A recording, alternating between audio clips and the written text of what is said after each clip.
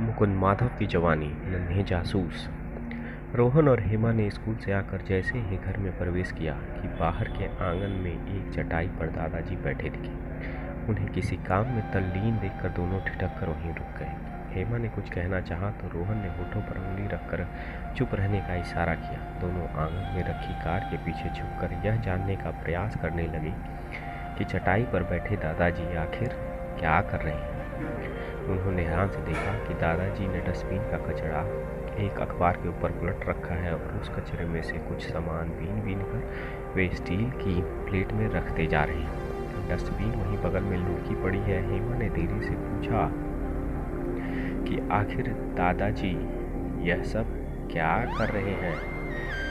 इस पर रोहन ने जवाब दिया कि दादाजी शायद कचरे में से आलमीन गिन रहे हैं। रोहन धीरे से बोला, स्टील की प्लेट में आलमीन गिरने से हल्की सी खन की आवाज़ आ रही थी। फिर बच्चों ने देखा कि दादाजी पुरानी कॉपियों के फटे पन्ने भी उठाकर उनकी तरह ठीक करके एक के ऊपर रखते जा रहे हैं। हेमा ने दादाजी को टोकना चाहा किंतु रोहन ने फिर उसे रोक दिया। आज हम छुप कर देखेंगे कि आखिर दादाजी आलमीनों का पुराने पेजों का क्या करने वाले हैं। रोहन ने देखा कि दादाजी डस्टबिन के कचरे में से स्टेपलर पिन के बचे हुए टुकड़े भी प्लेट में रख रहे हैं। दोनों बच्चे धीरे से कमरे के भीतर आ गए जैसे उन्होंने कुछ भी नहीं देखा हो, क्योंकि उन्होंने ठान लिया था कि आज वह दादाजी की जासूसी करके ही रहेंगे। भोजन के बाद दादाजी अपने कमरे में चले गए और पुरानी कॉपियों के फटे पुराने पन्नों को कैंची से काटकर सुडौल आकार दे चौकोर बनाने में जुट गए। बच्चों ने बाहर की खिड़की में अपना अड्डा बना लिया जहाँ से दादाजी साफ दिखाई दे रहे।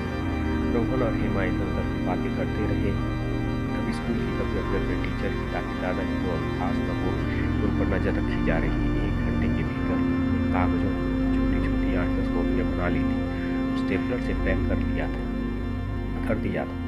कहीं कहीं आलमीनों का भी प्रयोग कर लिया था। दोनों बच्चे उत्सुक थे कि देखें दादाजी उन कॉपियों का क्या करते हैं। फटे पुराने कागज तो डस्टबिन से निकालकर नगर पालिका की कचरा गाड़ी में डालने के लिए होते हैं। फिर दादाजी कौन सा तमाशा कर रहे हैं। आज बच्चों की नज़र सिर्फ दादाजी पर थी।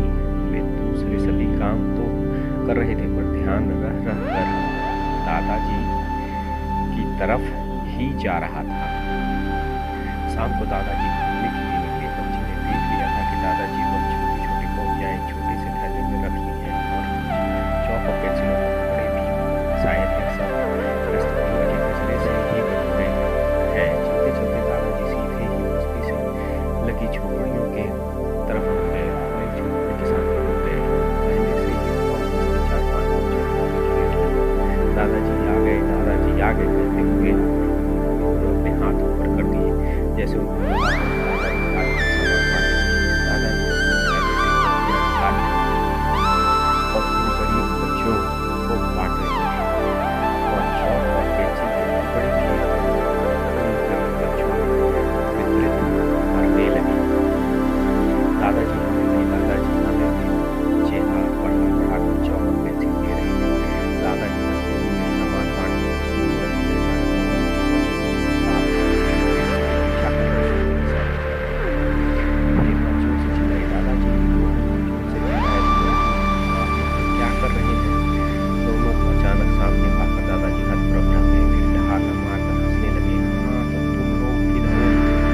कर रहे थे।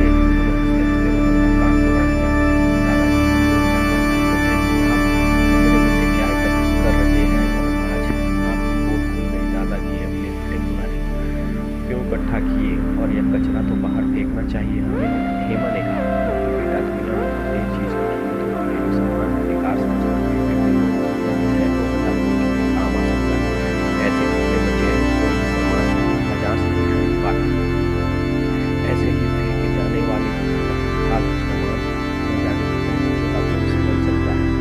एक एक ईंट जोड़कर मकान बनता है, इससे रस्सी बन जाती है और वो बड़े बड़े वजन की सामान उठा लेती है। वैसे ही यह छोटे छोटे वेस्टेज देश दुनिया की बड़ी आबादी के काम आ सकते हैं। रोहन, तुमने तो कॉपियाँ गुस्से से फाड़ दी थी, उनको काम लायक बनाकर मैंने इन बच्चों में बांट दिया। देखो कितने खुश हैं बच्चे। स्टेपलर पिन के टुकड़े, चौक पेंसिल तुम लोग रोज कुछ फेंकते हो, देखो आज किसके काम आ रही। रोहन बोला, सॉरी दादाजी, हम लोग छोटे हैं, यह सब नहीं जानते, हमको माफ करो दादाजी, आगे से ऐसी गलती नहीं करेंगे। और हमारी जासूसी जोर से हंसते हुए दादाजी ने